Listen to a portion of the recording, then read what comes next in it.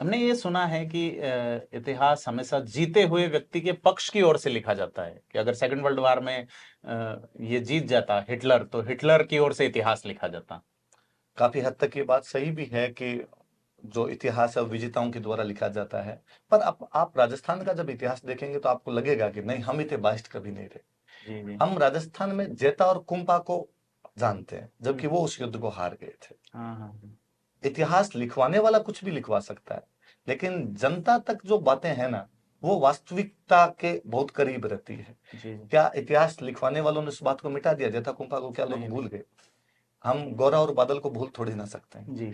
आला उदल के युद्ध में पृथ्वीराज चौहान जीते थे, पर हाँ लोग जानते भी नहीं होंगे कि वो युद्ध पृथ्वीराज चौहान के खिलाफ था। आला उदल को हम तमाम लोग हाँ। जानते हैं।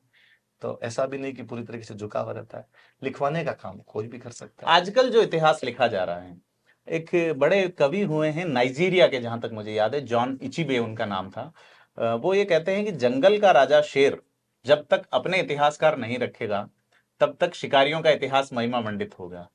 सही भी, ये बात भी सही है कि अलग अलग वर्ग, अलग अलग समूह के अलग अलग लोगों के इतिहास जो है वो अभी तक सामने नहीं आ पाए। पर प्रयास भी है, पिछले कई सालों से खूब सारी बातें निकल कर आई है। सबाल्टर्न हिस्ट्री जब जिसको हम कहते हैं, तो उस जी जी। हिस्ट्री में खूब सारी चीजें दूसरी भी निकल कर आई।